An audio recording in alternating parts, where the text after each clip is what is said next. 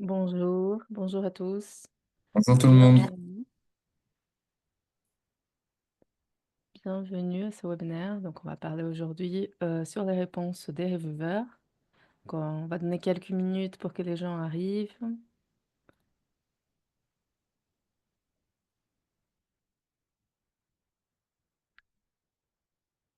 Est-ce que vous voyez bien mon écran, la slide avec le titre? Si oui, vous pouvez mettre oui dans le chat. Je le vois. Ah, Super. super.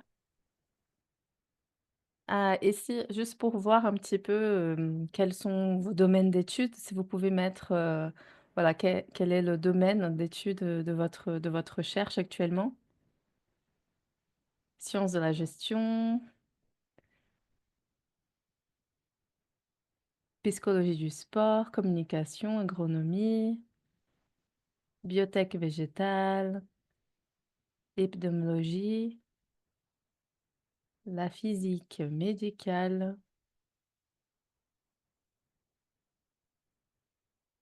architecte et urbanisme, écologie de l'environnement, pharmaco, analyse de discours, ah, super intéressant aussi. Matériaux de construction, environnement, droit pénal de l'environnement, sciences de la gestion, préférences de communication, c'est très intéressant. Diplomatie économique. Ah, donc, il y a de tous les domaines, de tout. Agronomie, bibliothéconomie. Ah, super, merci beaucoup. Donc aujourd'hui, on va parler de comment répondre efficacement aux recommandations des reviewers. Donc, c'est vrai que c'est quelque chose, c'est un des points qu'on voit récurrent, c'est voilà, une réponse qui ne convient pas au reviveur. Donc, on va vous donner quelques conseils pratiques et meilleures pratiques. Et donc, juste pour me présenter, donc, je suis Sarah Cliché. Je suis docteur en hématologie-oncologie et aussi Customer Success Manager chez Elsevier aujourd'hui pour la France. Et donc, ici, j'ai mes collègues, donc Joanne Sapin, qui est aussi Customer Success pour la France, et Bishoy, qui est Success Manager pour la région Nord-Afrique, Afrique du Nord. Désolée pour l'anglicisme. Alors, à chaque fois quand je suis ici, je sais plus, je voulais vous demander un petit peu pour savoir qui avait publié, qui n'avait pas encore publié, et je retrouve plus mon enquête.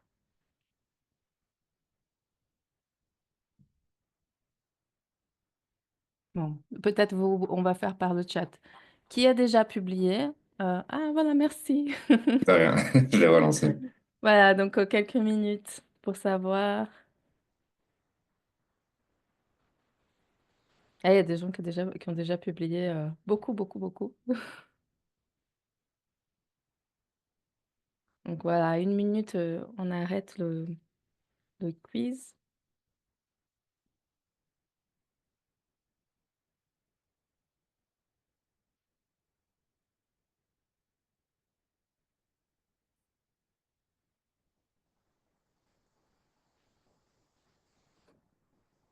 Ah, tout le monde a déjà répondu. Vous avez été rapide.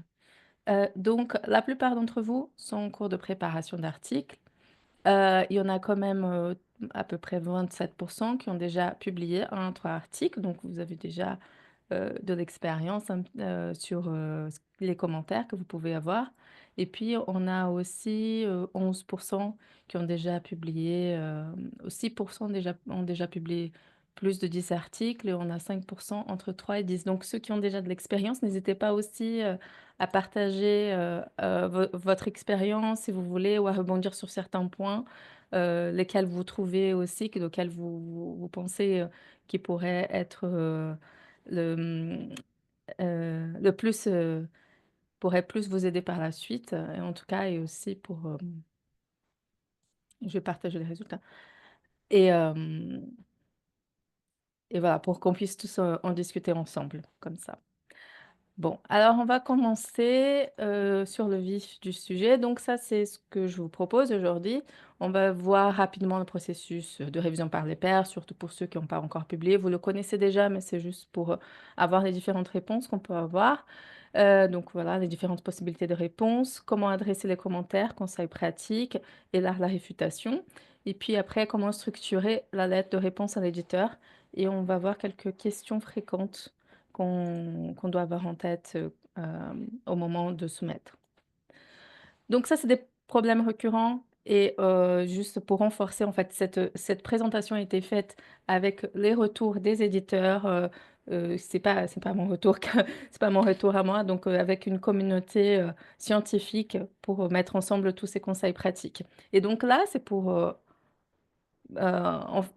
mettre en lumière. Donc, c'est un éditeur du Journal of Chromography, pour la date, qui avait dit, voilà, ces problèmes qu'on a beaucoup avec les soumissions. Et c'est pour ça que lors de cette série, on veut adresser ces problèmes pour vous aider à avoir un taux de, voilà, vous aider dans l'acceptation de votre manuscrit. Et l'un des points, c'était une réponse inadéquate au reviewers. Donc, l'intention de la révision par les pairs est d'améliorer la qualité de l'article et d'assurer les travaux intérieurs sont reconnus, bien sûr.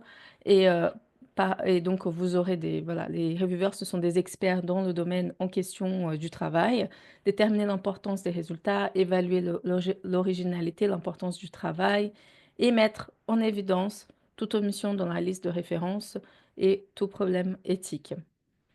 Donc, c'est vraiment un consulting pour l'auteur. C'est vraiment une opportunité aussi d'améliorer l'abstract. Je pense, comme tout dans la vie, quand on est trop dedans quelque chose, on a besoin de conseils extérieurs, même si c'est pas toujours facile d'entendre aussi. Mais voilà, vous savez, au cours de, vo- de votre recherche, vous présentez, vous discutez, voilà, entre collègues, dans des réunions de département ou alors des conférences aussi. Et donc, la révision, c'est un petit peu pareil, mais d'une forme plus formelle, d'une façon plus formelle. Donc là, le processus typique, vous le savez, vous allez soumettre l'article à une revue. Pour rappel, c'est une seule revue à la fois, on ne fait pas de submission en parallèle, sinon refus. Donc, l'auditeur va regarder si l'article convient au papier, pardon, à la revue, ou alors si, par exemple, sur certains, si vous avez encore une fois regardé le guide, le guide des auteurs, le guide for authors, si il y a trop de mots, si lors de la soumission il y a une image qui manque, donc chez nous en tout cas il y a un screening technique avant même que l'éditeur voit. Et donc, ça peut être rejeté. Si ça passe, donc, on va donc aller chercher des reviewers. L'éditeur va aller chercher des reviewers pour expertiser donc l'article. Donc, voilà, ils les acceptent, ils font la revue et puis ils vont donner ces commentaires à l'éditeur qui va partager donc ces commentaires avec les auteurs. Et là, il y a plusieurs cas. Soit il y a un refus, soit c'est accepté, aucune révision requise. Alors, c'est super, super, super rare. 1 sur 200. Donc, si vous avez déjà eu ça, je pense que vous avez eu la chance de votre vie. Si pas encore, qui sait, ça peut arriver. Et sinon, voilà, c'est demande de révision, ça peut être majeur, mineur, donc voilà, ou rejet après révision. Le rejet sans révision, normalement, le rédacteur en chef, donc l'éditeur, et détermine si elle va passer sur la révision ou pas, ou si elle va être rejetée par rapport aux avis des experts. Souvent aussi chez Elsevier, on peut-être que l'éditeur va considérer que peut-être c'est pas pour cette revue, mais il va peut-être vous donner des recommandations sur d'autres revues qui vous pourrez resoumettre, par exemple, l'article. Et dans ce cas-là, ça permet aussi d'avoir ce qu'on appelle un fast track. Et donc, comme ça rentre dans une autre revue avec déjà ces commentaires de reviewers faits par la revue précédente. Donc, juste pour connaissance. Ça peut être parce que la langue est inadéquate. L'anglais, si la plupart c'est en anglais, mais ça peut être anglais, français et autres langues, hein, n'est pas clair. La publication antérieure de données, donc là, ça va dépendre du M-scope de la revue. Donc, il y a certaines revues comme Elion qui publient des choses qui ont déjà des résultats qui ont déjà apparu, donc voilà, qui confrontent, qui confirment ces résultats-là. Mais d'autres revues vont vouloir de l'originalité, quelque chose de nouveau. Et donc voilà, donc c'est déjà été démontré. Peut-être c'est pas la bonne revue. Plusieurs soumissions simultanées des mêmes données, donc ça, c'est un refus. Et parfois, ça va en révision, mais on le découvre quand même, parce que les reviewers, ils ont les demandes de l'autre revue. Et donc là, c'est un refus. Et certains éditeurs vont être très sensibles et vous pouvez avoir, on va dire, un ban. Vous pouvez plus mettre pendant un certain temps sur cette revue donnée parce qu'il y a eu une soumission en parallèle. Quand je dis soumission en parallèle, on soumet à différentes revues en même temps. Vous pouvez soumettre à une revue et puis voilà, vous avez un rejet ou vous voulez plus soumettre, vous retirez votre article de la soumission et vous allez resoumettre à la revue B. Mais ce qui n'est pas éthique, c'est soumettre à plusieurs revues en même temps.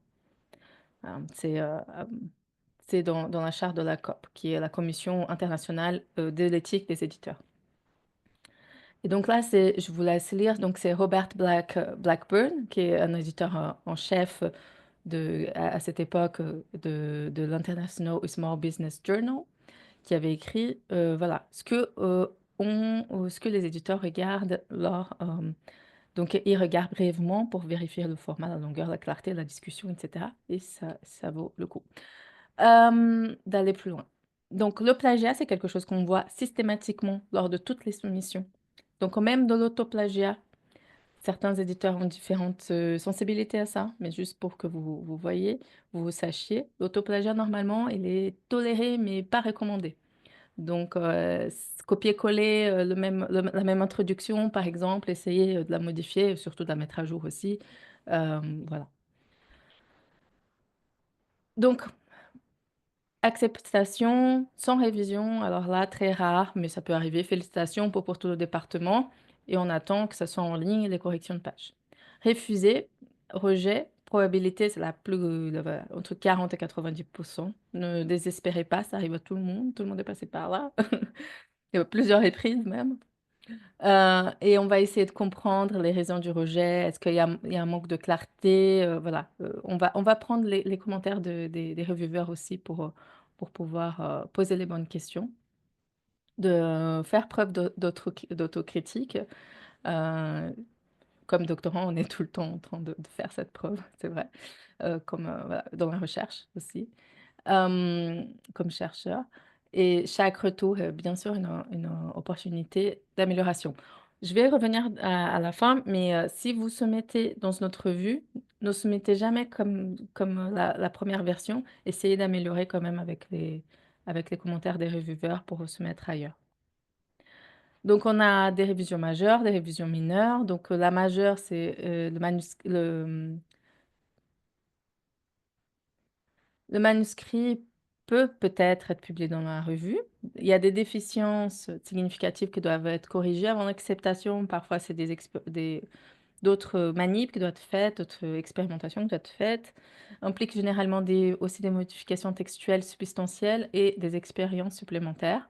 Et la révision mineure, donc c'est considéré comme publiable, mais il faut faire quelques ajustements.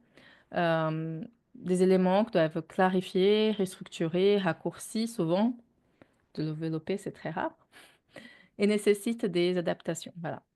La révision mineure ne garantit pas l'acceptation après révision, mais c'est souvent le cas si tous les points sont correctement abordés. Alors, quand vous recevez ces révisions, premier conseil, keep calm. C'est pas facile. Tout le monde est passé par là. Restez calme. Lisez les commentaires. Relisez les commentaires. Demandez quelqu'un de lire les commentaires. Et faites une pause aussi. Faut pas tout le temps qu'on ait la tête dans le guidon tout le temps. Et après qu'on a un peu mûri, un peu discuté avec les autres, on peut commencer à avoir une approche systématique et pragmatique en créant un tableau avec chaque commentaire à être adressé et les changements nécessaires.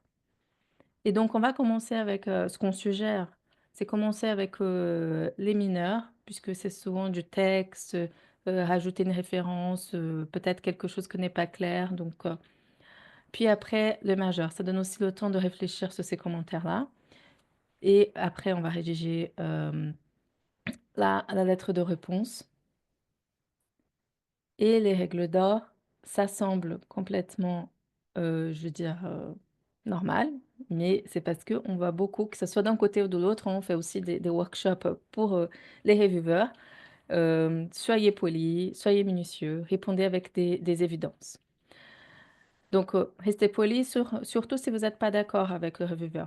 Vous avez le droit de ne pas être d'accord. Et d'ailleurs, il ne faut pas dire oui à tout si vous n'êtes pas d'accord. Si peut-être il y a quelque chose à mettre en évidence, c'est peut-être une opportunité d'éclaircir un point que le reviewer n'avait pas en tête, ou alors peut-être une étude qu'il n'avait pas en tête, donc ramener cette référence pour mettre dans un contexte, ou alors c'était une manip qui était dans le Supplementary Materials, dans la partie supplémentaire, l'article, peut-être qu'il n'a pas regardé, mais qui répondait à ce point. Donc peut-être que c'est la peine soit voilà, de mentionner, soit de mettre ça comme dans l'article, vraiment. Et puis quelques phrases utiles qu'on a retirées de cet article ici, de Williams, How to apply to referees' comments when submitting manuscript for publications.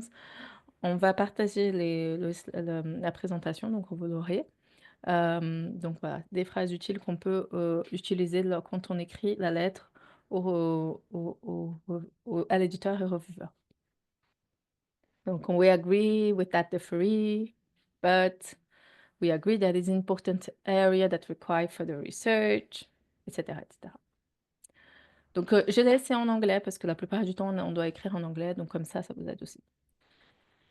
Et puis, soyez minutieux, répondez à tous les commentaires. C'est pas parce qu'un commentaire semble pas très important qu'il faudra pas répondre.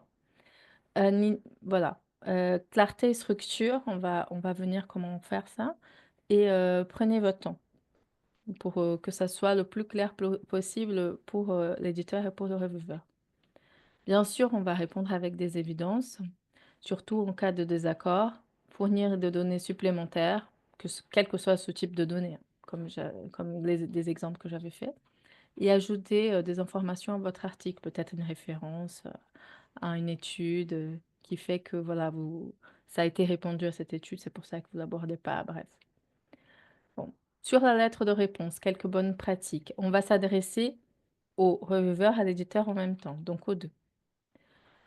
On va inclure le titre et l'identifiant du manuscrit. On va résumer un petit peu ce qu'on a, le papier dont on parle. Et on va aborder les désaccords. On va être toujours poli, je me répète, mais c'est important. Et donc, dans la réponse détaillée, on va copier-coller chaque commentaire et on va mettre les commentaires donc, en dessous. Donc, on va préciser vraiment les modifications qu'on a apportées, les numéros de page et de ligne. On va éviter du type commentaire accepté, discussion modifiée en conséquence. Donc, on va dire vraiment ce qu'on a modifié dans la discussion. Voilà, nous avons amené plus d'éléments tel et tel. Les modifications ont été faites dans telle ligne, telle ligne, telle ligne. Voilà, tel paragraphe, telle ligne. Et on va fournir même une réponse aux commentaires qu'on accepte ou une objection convaincante, solide et polie quand on estime que l'examinateur a tort sur un aspect ou un avis. Et donc, on va rédiger ça pour que la réponse soit transmise directement au reviewer sans édition. Et qu'est-ce qui se passe si deux évaluateurs, deux reviewers ne sont pas d'accord? Ça arrive. L'évaluateur a tort, il y a des commentaires que vous ne comprenez pas. Donc, il y a plusieurs situations qui peuvent arriver. Les réviseurs sont particulièrement impolis.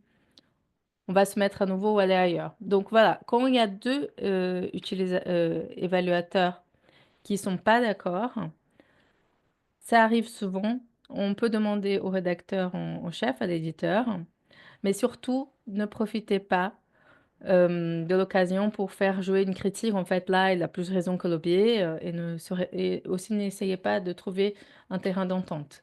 Vous amenez, vous répondez aux deux reviewers, aux deux critiques, voilà, à tous les commentaires du reviewer A. On peut faire reviewer A, critique 1, 2, 3. Je veux dire commentaire 1, 2, 3, et puis on répond à chaque commentaire. Et reviewer B, commentaire 1, 2, 3, 4, 5, 6, peu importe. Et puis après, on rebond. Euh, si à partir de vos réponses, l'éditeur va voir, il va considérer s'il a assez d'éléments pour donner un avis sur l'article, s'il va appeler un troisième éditeur, ou souvent aussi, il va peut-être faire appel à quelqu'un dans le board éditorial, qui est expert dans, dans cette, dans ce champ en particulier. Alors, si l'examinateur se trompe, il a tort, voilà, cela peut arriver. Tous les examinateurs, tous les reviewers ne sont pas égaux. N'essayez pas d'être d'accord avec eux. Utilisez le rédacteur en chef, l'éditeur va être le juge avec les éléments que tout le monde va fournir, avec les éléments des reviewers, avec les éléments à vous aussi que vous allez fournir après dans les réponses. Et donc, vous restez poli et voilà, vous clarifiez tous ces points-là. Vous n'êtes pas d'accord, ok. Pourquoi? Voilà. C'est un point effectivement intéressant, mais cela a été démontré dans telle étude, ou alors c'est répandu dans telle manip ici, bref, voilà, vous amenez des évidences pour répondre. Voilà. Ne présumez pas que vous avez raison, mais vous pouvez être en désaccord et le dire. Et de commentaires qu'on ne comprend pas bien, hein. Parfois, les éditeurs ne comprennent pas bien nous, mais parfois aussi nous, on ne comprend pas bien. Je veux dire, les auteurs ne comprennent pas, ne comprennent, ne com- et, voilà, on peut ne pas comprendre forcément ce que le commentaire veut dire. Donc, dans ce cas-là, vous demandez à l'éditeur et il va demander des clarifications au reviewer. Donc, c'est mieux que d'essayer de répondre à quelque chose. En fait, il avait quelque chose autre en tête. Je sais- Donc, c'est mieux de clarifier. Alors, des critiques en poli aussi de la part des reviewers. Bon, c'est malheureusement assez courant, comme j'ai dit. On fait aussi des workshops aux reviewers aussi. Parce que voilà, c'est vrai dans les deux cas. Il faut qu'on reste poli. Et voilà, les critiques font partie de l'avancement de la science, mais il y a une manière de faire. Après aussi, il y a des différentes cultures. Donc, les éditeurs et les auteurs sont différents, donc ils ont des cultures différentes, ils ont des manières de parler différentes. On n'est pas tous English native speaking, l'anglais n'est pas notre langue maternelle. Donc, on peut aussi mettre cette critique, est-ce que c'est de la grossièreté ou sensibilité, voilà. Et on va prendre quand même en compte les critiques et on va contacter le rédacteur en chef si besoin de clarification. Resoumettre ailleurs, resoumettre à nouveau dans la même revue, aller ailleurs. Donc ça, c'est un choix de l'auteur. Mais ce qu'on dit, c'est voilà, ce qu'il faut faire, c'est qu'on ne se met jamais la même version, même de l'article ailleurs. Et on va utiliser les commentaires des reviewers pour améliorer l'article. Pourquoi? Parce qu'il y a des grandes chances que dans l'autre revue, vous pouvez tomber sur le même reviewer. Et là, il voit l'article qui est le même, vous n'avez pas tenu compte de ces commentaires.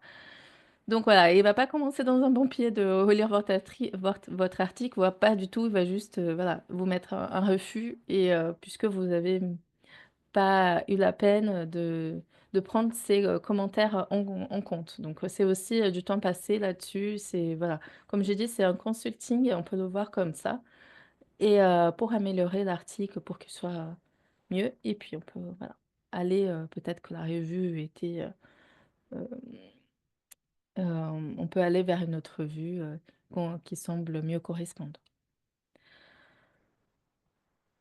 Donc, je vais passer ça, mais on va être prêt à répondre à quelques questions courantes des examinateurs. Donc, déjà, avoir ces questions en tête quand vous allez soumettre.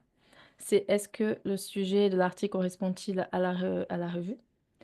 Le titre et le résumé sont-ils en phase avec le contenu? Est-ce que vous promettez pas trop dans le titre et puis voilà, les gens sont dessus après, et dans l'abstract et les gens sont dessus après dans les résultats? Euh, L'introduction est-elle claire, équilibrée et bien organisée? Les expériences sont-elles correctes avec les bonnes méthodes statistiques? Est-ce qu'elle peut être répétée suivant les méthodes que vous avez décrites dans la description? Des tableaux, commentaires sur la nécessité et la qualité des tableaux, des figures, des images. Donc vraiment, il faut que l'image, elle parle d'elle-même. Dans le workshop auteur qu'on a fait en novembre, donc on parle de comment structurer et on dit bah, c'est bien de commencer avec les figures, les images et tout ça parce qu'il faut vraiment qu'elles soient parlantes et que les gens comprennent euh, la suite des idées. Donc, une fois que vous allez structurer l'article, donc en commençant par ça, vous pouvez voir la suite des idées qui s'enchaînent avec vos résultats. Donc, résultat 1, 2, 3, 4. Et souvent, c'est pas la forme, parce que les jeunes auteurs souvent commettent ça comme erreur de faire en forme chronologique. C'est ma manip 1, ma manip 2, ma manip 3. Souvent, ce n'est pas le cas. Donc, il faut regarder quelle est l'histoire la plus claire et la plus directe que vous allez raconter avec vos données et qui emmène le lecteur d'une forme très claire du point A au point B que vous voulez. Est-ce que les résultats sont présentés, bien présentés, analysés? Bien sûr, les reviewers vont aussi regarder ça. La recherche est-elle passée dans un contexte approprié? Vous citez les articles qui sont pertinents dans votre recherche. Vous ne restez pas à citer seulement vos institutions, vos collaborateurs, mais vous savez ce qui se passe dans le monde entier, par exemple, ou vous ne citez pas seulement votre pays aussi. Vous avez une vue d'un contexte élargi. Les références sont-elles exactes, à jour, équilibrées dans une langue accessible? Et commentaires sur l'importance, la validité et la généralité des conclusions. Donc, ça, c'est plutôt dans le workshop auteur, mais ça peut, puisque les reviewers vont regarder ça aussi. Donc, dans les conclusions, vraiment faire des conclusions et pas aussi promettre la lune, la terre et le ciel.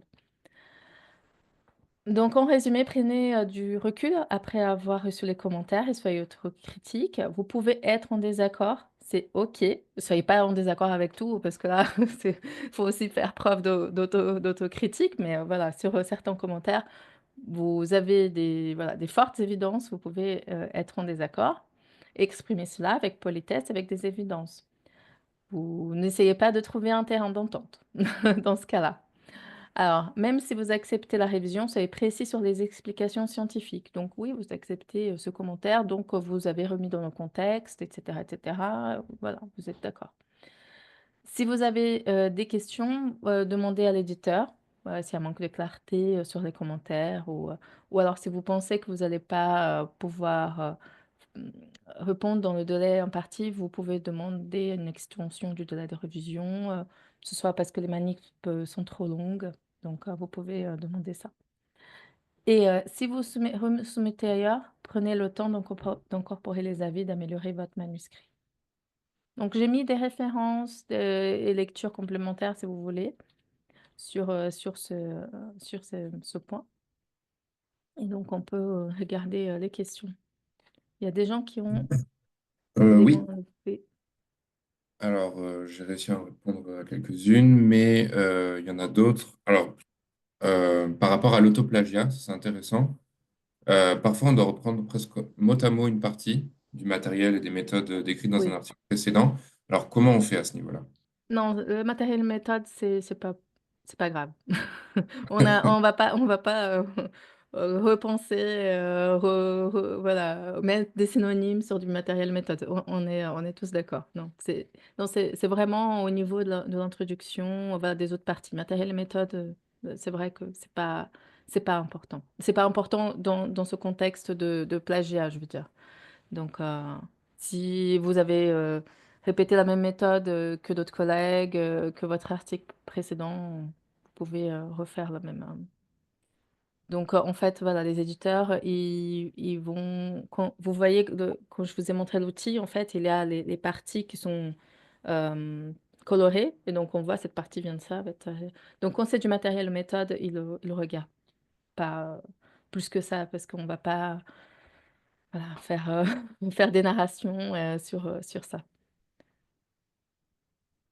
Euh, Sarah, est-ce que tu pourrais confirmer quelque chose par rapport au taux de plagiat maximal recommandé? Parce que je ne savais pas forcément, j'ai dit 15%, mais Ah, c'est vraiment, ça ça dépend dépend, ouais. de la sensibilité. Si c'est vraiment un gros bloc de copier-coller qui vient d'ailleurs, comme je dis, de l'autoplagiat, il y a différents éditeurs qui ont différentes sensibilités. On considère que 30%, que souvent c'est le matériel méthode, hein. 30%, c'est OK. Au-delà de ça, on va aller regarder plus en détail qu'est-ce que c'est. Mais voilà, ça va dépendre. Euh, ouais, ça va dépendre de la personne aussi. Donc, voilà, des outils qu'on fournit aux éditeurs. Mais après, c'est eux les experts, je- en tout cas du grand domaine, on va dire. Et après, ils vont faire appel à des experts plus pointus sur le domaine en question de l'article. Ok, merci. Bishoy, je vois que tu as la main levée. Ok, donc merci Sarah pour la présentation, merci Joanne aussi. Donc j'ai une question à toi Sarah. Donc, quelles sont les règles d'éthique pour utiliser l'intelligence artificielle dans les manuscrits? Est-ce que c'est bon pour l'utiliser? C'est pas bon? Donc, est-ce qu'on peut indiquer l'utilisation de l'intelligence artificielle pour construire le manuscrit, etc. Merci. Donc, on aura un webinaire que sur ça, sur l'intelligence artificielle et, Ok. et comment écrire l'article, le publishing, ou voilà.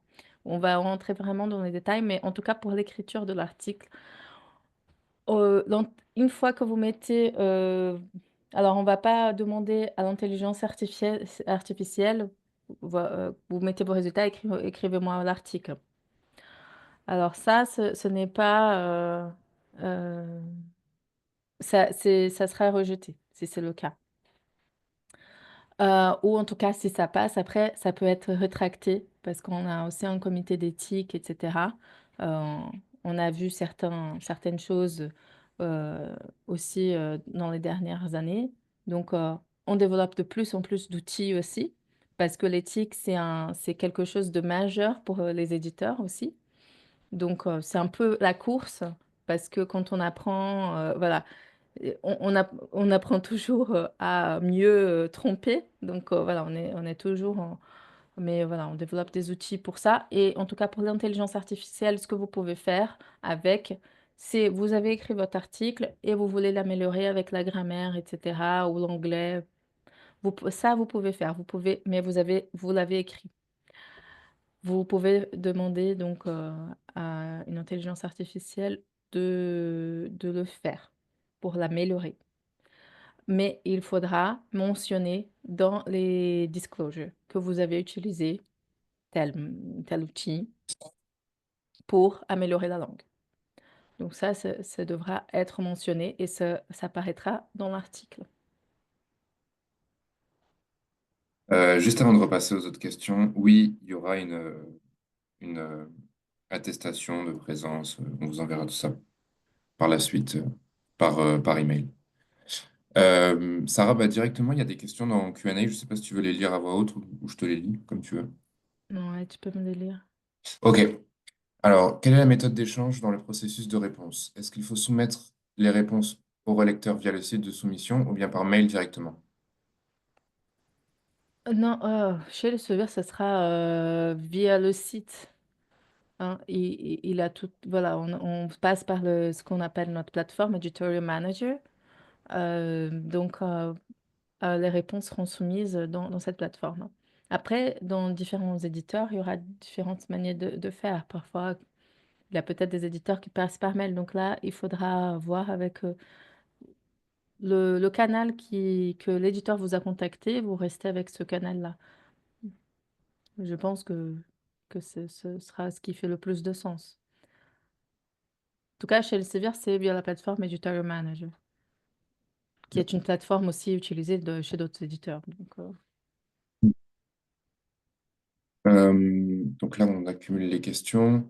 En ce qui concerne l'autocitation, je comprends qu'il s'agit d'un sujet sensible. Pouvez-vous en parler un peu? oui. Alors, la recommandation, c'est de ne pas faire d'autocitation. C'est ça. C'est si on republie une introduction, bien sûr, il y a des nouveaux, il y aura un nouveau contexte, des nouvelles recherches qui seront sorties. Donc, il faudra qu'on la mette à jour. Donc, à partir de là, même si on a déjà écrit d'autres articles, de ne pas copier-coller l'introduction. Donc, ça, c'est ce qui est recommandé. Dans la pratique, on voit qu'il peut avoir de l'autocitation. Et là, ça va dépendre beaucoup de l'éditeur. Donc là, je dirais, donc, il y aura des éditeurs qui vont dire, bon, c'est le même papier. C'est vrai que c'est du plagiat, même si c'est de l'autoplagiat. Mais c'est le même papier que l'auteur. C'est l'introduction. Ça peut passer. Une partie de l'introduction. Ça peut passer. Et d'autres éditeurs qui vont demander, bah, j'ai vu que c'est votre papier, mais est-ce que vous pouvez réécrire? Donc,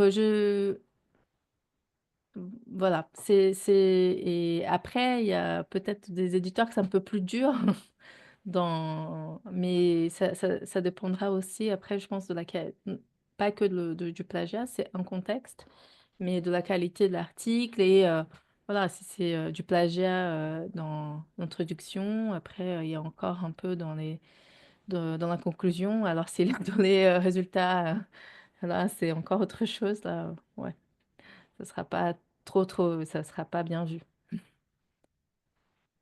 Oui, merci. Euh, Donc, j'ai eu 4 refus d'affilée sans consultation du manuscrit. Que peut être la cause, selon vous? Pardon? Dans le chat, enfin dans le Q&A, il y a quelqu'un qui a eu 4 refus d'affilée sans consultation du manuscrit. Il Ah, demande sans la cause. consultation. Ouais. Ah, ça peut être tellement différent. Alors, ça peut être, même si s'il n'y a pas de révision, donc il y a quand même quelque chose qui est écrit, mais souvent c'est parce que l'article n'est pas dans ce qu'on appelle le aims and scope, la thématique et, comment je traduis ça? Euh, Objectif et portée. Objectif est porté. Donc, c'est-à-dire que chaque revue a un objectif à porter sur lequel il publie, voilà, qu'est-ce qu'il publie, sur quoi il publie, quel est l'auteur de la nouveauté des résultats. Et voilà. Donc, par exemple, à titre personnel, par exemple, quand dans le deuxième article que j'ai publié, voilà, les gens du laboratoire, mon directeur, il voulait aller chez Nature. Il dit pourquoi pas, c'est un sujet tendance, alors essayons Nature. Voilà, Nature, Science, c'est des magazines multidisciplinaires, donc le taux de rejet est très très grand. Donc en 24 heures, on a eu le rejet, bah voilà, hein, que ça rentrait pas. Donc il a aussi un élément, on va dire, de hot topic, ce sujet est sexy, on va dire, entre guillemets. Donc après, ça dépend vraiment de la revue. Mais ça ne correspond pas à l'objectif au porté. Donc il y a ces magazines aussi qui vont être super sélectifs parce qu'ils publient dans tous les domaines. Donc ils peuvent vraiment prendre voilà, la petite pépite qui va avoir du buzz. Donc voilà. Je sais pas si j'ai répondu, j'essaie de répondre, mais comme voilà, chaque histoire Euh, est une histoire, on- c'est un oui, peu c'est vrai que c'est différent. compliqué. Par rapport au... Là, il y a plusieurs questions. Bon, j'essaye de rassembler plusieurs questions en même temps. Par rapport à l'IA, on fera vraiment quelque chose dédié à l'IA dans pas longtemps. Donc, je pense qu'on peut passer ces questions-là parce que sinon, ça va être redondant par rapport à ce qu'on va faire dans un mois. Mais, euh, mais par rapport à la durée maximale pour la révision d'un article, ça, j'ai vu pas mal Hmm. de questions là-dessus. Qu'est-ce, quelle est-elle? Ah, ça va dépendre des domaines. Ouais. Il y a une durée qui est donnée par la revue.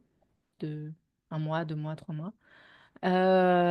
Et après, si vous avez besoin de d'étendre cette durée parce qu'il y a des manips, par exemple, moi, je travaillais avec des cellules souches, donc les transplantations secondaires, ça prend au moins 1 an. Parce qu'il faut faire la primaire, attendre 6 mois et après faire la secondaire, donc on aura les résultats que d'ici 1 an. Donc il faut justifier par rapport à la réalité. Donc par exemple, des manips qui prennent trop longtemps, ils vont savoir, et ils vont comprendre. Donc vous pouvez demander et là, l'éditeur va vous dire ce qui est le mieux à faire pour répondre. Mais souvent, dans ce cas-là, ils acceptent, hein, le délai demandé. Si on reprend une définition de WHO, par exemple, peut-on citer avec des guillemets en indiquant la référence? Pardon? Si? Si on reprend une définition du WHO, je ne me souviens plus en français, bref, peut-on citer avec des guillemets? Oui, oui. Et puis, il faut juste mettre bien la référence à côté. Ouais. Voilà, vous pouvez, faut toujours mettre les références. Voilà, faut que ça soit bien cité. On a eu aussi pas mal de questions concernant les outils de plagiat, donc Ouais, Compilatio, Turnitin et des ouais. choses comme ça. Euh, Je donc, pense qu'ils sont assez bien. Après, je n'ai pas de... Déjà, c'est d'autres entreprises et je n'ai pas de recul dedans. Nous, on a le Authenticate, le TuneTin pour les éditeurs comme les autres éditeurs. Donc, c'est un petit peu différent, mais je pense que tous, ils sont une bonne base pour regarder euh, ce côté de plagiat. donc j'essaie de compiler un peu les questions qui concernent les reviewers. Je vais en avoir une. Observez-vous une diminution du peer reviewing classique au profit de l'open peer reviewing avec ce mouvement grandissant de sciences ouvertes? Alors, je vais dire, peut-être que c'est bien de venir, de qu'on fasse un webinaire avec un expert, mais pas comme on l'aurait vu. Parce qu'il y a quelques années, on a fait plusieurs pilotes sur l'open review. On a mis certaines revues en open review. Après, on a mis des options sur une panoplie de revues. Si le reviewer voulait mettre en accès ouvert, il avait le droit. S'il voulait pas, donc c'était genre un opt-in. Donc ils avaient l'option d'ouvrir ou pas ses commentaires. Euh, voilà, il y en a qui ont bien voulu, mais c'était pas vraiment, voilà, très concluant, on va dire, pour ouvrir tous les révisions. Il y a certains, donc les retours qu'on a, c'est qu'il y a certains qui ont peur de rétaliation parce que c'est quelqu'un très influent dans le domaine, etc., etc. Il y a d'autres qui se sentent mieux en étant anonymes qu'en faisant de forme ouverte. Mais on verra dans les prochaines années parce que ça peut évoluer aussi avec les nouvelles pratiques. En tout cas, aujourd'hui, c'est un petit peu l'état aujourd'hui, mais voilà. Ces pilotes ont été mis à différents moments, donc parfois c'est juste pas encore le bon moment, mais ça viendra bientôt. Je ne sais pas, c'est à vous de me le dire. Ok, ça s'accumule. Alors, est-ce que c'est mal poli en général de rappeler, par exemple, à des reviewers s'ils mettent trop de temps à répondre, ce qu'il en est et pourquoi ils mettent autant de temps? Est-ce que c'est une... Alors, vous allez demander ça à l'éditeur. Donc, vous n'êtes pas en contact avec le reviewer directement. Voilà. Ça fait longtemps que vous soumettez, c'est toujours en révision, révision, révision. Vous pouvez demander à l'éditeur, bon, voilà. euh, Est-ce que vous savez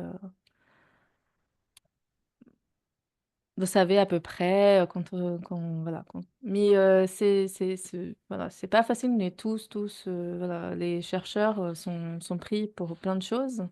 Donc, il y a des gens qui font rapidement dans le délai, il y a des gens qui font euh, qui dépasse le délai et parfois il y a aussi quelqu'un accepte. Il y a des reviewers qui acceptent et puis qui répondent plus. Et donc l'éditeur doit trouver quelqu'un d'autre.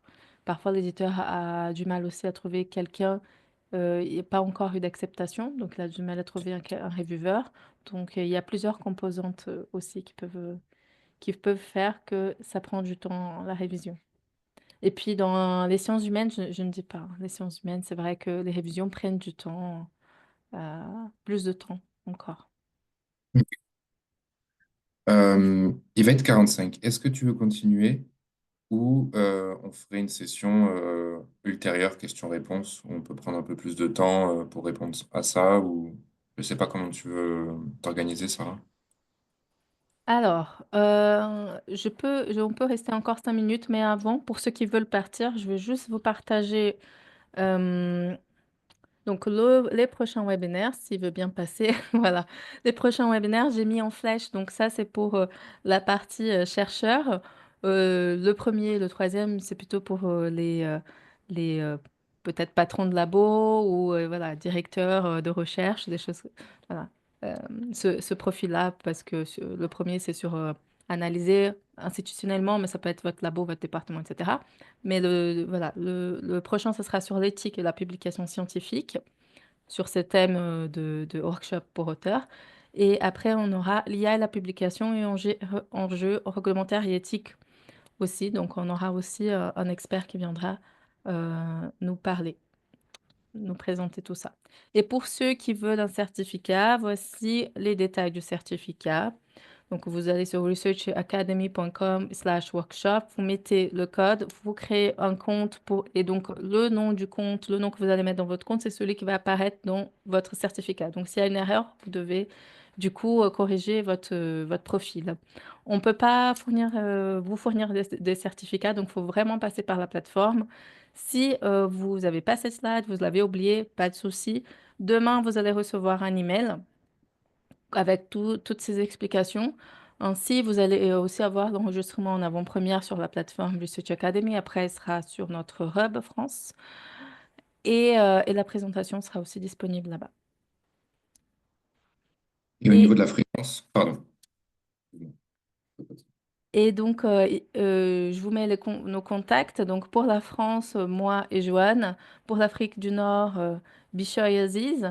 Et vous l'aurez aussi par email. Donc, si vous avez des questions, vous pouvez contacter ces différents interlocuteurs en fonction de votre région.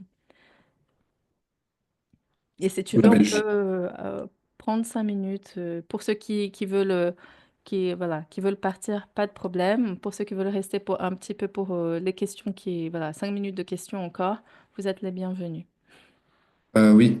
Et est-ce que vous pourrez poser vos questions directement dans l'espace Q&A et pas dans les commentaires parce que ça défile beaucoup trop. Et après, on a du mal à garder le fil et on peut sauter vos questions directement. Juste, je tenais à préciser que si vous êtes belge, vous pourrez également me contacter. Et les webinaires qu'on a montrés sont seulement ceux du trimestre. Donc, au fur et à mesure, on en rajoutera tout au long de l'année et ça permettra de couvrir énormément de sujets liés aux publications scientifiques. Alors, voilà. Bah, du coup, il y a énormément de questions qui se sont posées. Donc, si tu veux, je les lis. Euh, dans le domaine de l'anthropologie et de la santé, dans l'anthropologie, pardon, de la santé, est-ce que les articles de l'IA sont fiables? Je pense que c'est plus, on va plutôt aborder Ouais. lors Oui, du... oui, j'ai pas, désolé. Ouais. L'IA, ce sera pour une prochaine fois. Il y a énormément de choses à dire sur l'intelligence artificielle, comme vous le savez, et c'est pour ça qu'on va vraiment prendre un moment. Ce sera sûrement en anglais, mais on prendra un moment pour faire venir un expert directement qui parlera de ça. Et on peut noter pour la session, la question. Oui, exactement. Que se passe-t-il si l'éditeur ne trouve qu'un seul réviseur pour mon article et ne parvient pas à en trouver un autre? Il va essayer à tout prix d'en trouver un deuxième. Et sinon, il va aller regarder dans le board éditorial. Il a vraiment, vraiment, vraiment du mal à trouver. Euh, mais, euh, mais ça va. Je veux dire, à part des sujets vraiment, vraiment niches, qu'il y a 5 personnes qui travaillent dessus, là, ça peut être un petit problème. Et souvent, vous savez qui révise qui dans ces sujets-là. Euh, mais, euh, mais sinon, voilà, il va essayer dans un sujet où, voilà, une masse, voilà, plusieurs personnes qui travaillent. Il va essayer de trouver un deuxième reviewer ou voir avec le board. Si. Donc oui, bon là c'est par rapport au taux de plagiat pour vérifier soi-même. Tout à l'heure on mentionnait des outils comme Compilatio ou Turnitin, donc on vous laisse regarder sur Internet à ce niveau-là. Est-ce que tu en as à recommander, Sarah, par exemple, ou Non, non? pas spécialement. Je dirais celui que votre bibliothèque universitaire a, il est bien. Voilà, je pense qu'ils mettent plusieurs outils à disposition, donc il faut utiliser ce qu'on a à disposition. Euh, alors, je filtre un peu. Donc tout ce qui est traducteur IA aussi, on en parlera la prochaine fois. Euh, Si le nombre de reviewers est 3 et 2 proposent l'acceptation et le troisième le rejet, alors qu'est-ce ouais, qu'est-ce qui se passe en gros? Ouais. Donc, c'est l'éditeur qui va voir. Mais normalement, s'il y a deux contre un, c'est plutôt vers une acceptation. Mais il va quand même regarder les réponses que vous présentez à l'éditeur 3. Donc, il faudra être quand même, voilà, apporter des arguments convaincants et fondés. Donc, faut pas dire, j'ai déjà deux reviewers, ça va passer. Il faut aussi répondre à l'autre reviewer euh, de bien. Donc, après, il y a peut-être d'autres facteurs qui vont venir entrer en jeu, mais c'est à l'éditeur qui va prendre cette décision basée sur les commentaires, sur vos réponses, donc sur tous ces éléments-là pour prendre une décision sur acceptation ou rejet de l'article pour la revue, ou alors transfert, si vous voulez transférer votre article vers une autre revue que peut-être il juge qu'il est intéressant, mais peut-être, voilà, ça convient pas à cette revue. Donc, comme je dis, chez Elsevier, en tout cas, on a ce fast track. Et moi, comme auteur, j'ai utilisé le fast track. Donc, ça permet que, au lieu de resoumettre dans la revue, déjà de changer tout le formatage, tout ça, et après attendre pour des reviewers, etc., bah, ça va directement chez la revue, en révision, déjà avec les commentaires qu'il a reçus des reviewers de la revue A, on va dire. Et donc, l'éditeur, il a déjà, ça va aller plus vite parce qu'il n'a pas tout faire et vous avez aussi pas à formater, à attendre qu'il trouve des reviewers, etc. Euh, il y a une autre question par rapport au fait si on peut savoir ou avoir une idée du délai de réponse moyen des journaux. Alors, dans le site des revues, en tout cas Elsevier, je pense que d'autres aussi mettent en ligne, vous avez ce qu'ils appellent Journal Insights. Vous allez dessus Journal Insights et vous avez le délai moyen de réponse, première réponse, deuxième réponse, de révision. Donc, vous avez ce délai-là sur les articles. Donc, c'est pas un délai théorique, c'est pas un objectif qu'on veut atteindre, c'est vraiment ce qui se passe dans la revue. On prend ces chiffres quand on passe par une plateforme. Donc, on a le reporting de la plateforme. Donc, c'est des chiffres qui sont voilà, fiables, qui sont passés via la plateforme. Donc, le temps que l'article est arrivé, puis qu'on a une réponse, puis le temps que ça partit en révision, on a reçu la réponse. Voilà. Alors pour toutes les questions sur le choix des journaux, je vous réfère à ma vidéo de la semaine dernière, je crois, qui parlait de ça et des différents critères qu'on peut observer, des différentes astuces. Donc, je vais pas forcément, on va pas forcément s'épiloguer là-dessus.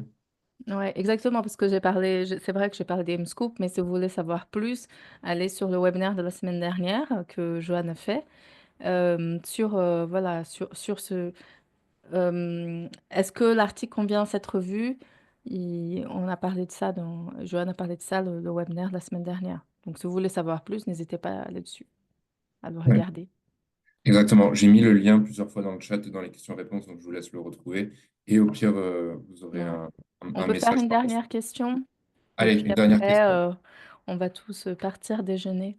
Laquelle choisir parmi toutes ces questions? Euh, j'ai beaucoup de choses sur le code. Je sais pas si tu en vois une, Sarah, qui Et peut... je vois la dernière sur les revues prédatrices. Attendez, maintenant Ah, c'est dans les quoi? revues prédatrices. Les revues prédatrices, comment le distinguer? Ça, ce sera pareil, on pourra en parler au niveau de l'éthique. sur nos Mm. webinaires sur l'éthique. Et on pourra faire, s'il y a énormément de questions, on pourra faire directement un webinaire là-dessus, sur vraiment détecter les revues prédatrices et comment les éviter. Ah, Merci. d'accord. Je vois une qui peut être intéressante. Est-ce que Allez. quand on publie en open access, on a plus de chances? Ah. Non, pas forcément. Après, ça dépend des éditeurs, hein. En tout cas, je vais parler d'Elsevier. C'est, ça suit le même schéma. On n'a pas plus de chances. Ça va dépendre de la revue. Ça va dépendre de l'objectif et portée de la revue. Donc, par exemple, dans les revues hybrides, vous pouvez indiquer quand vous soumettez que vous voulez publier Open Access. L'éditeur ni les reviewers savent, personne ne le sait en fait. C'est juste indication plutôt pour vous, pour information, si il a un accord en cours, combien ça coûte, etc., etc. Et c'est que après acceptation que vous allez choisir. Et après, pour les revues complètement Open Access, ça va dépendre de la revue, du comité, de l'objectif porté, etc., etc.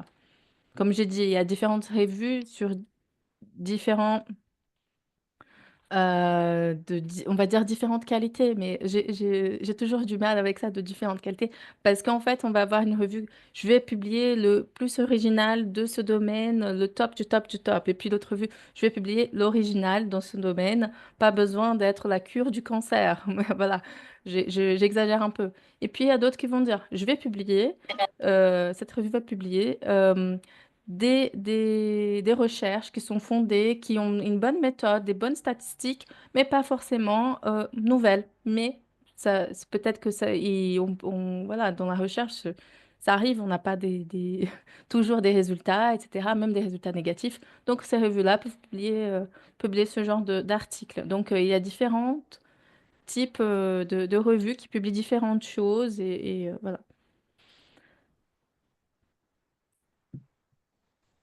On en a énormément d'autres, mais je pense qu'on va s'arrêter là. Mm. N'hésitez pas à revenir les prochaines fois et on pourra continuer à discuter autour des publications. Ça va continuer toute l'année, donc on aura d'autres moments ensemble et vous inquiétez pas là-dessus. Merci Bon, beaucoup, Sarah. Et bonne merci. journée à tous. Merci à tous. Merci. Bonne journée. Au revoir. Au revoir.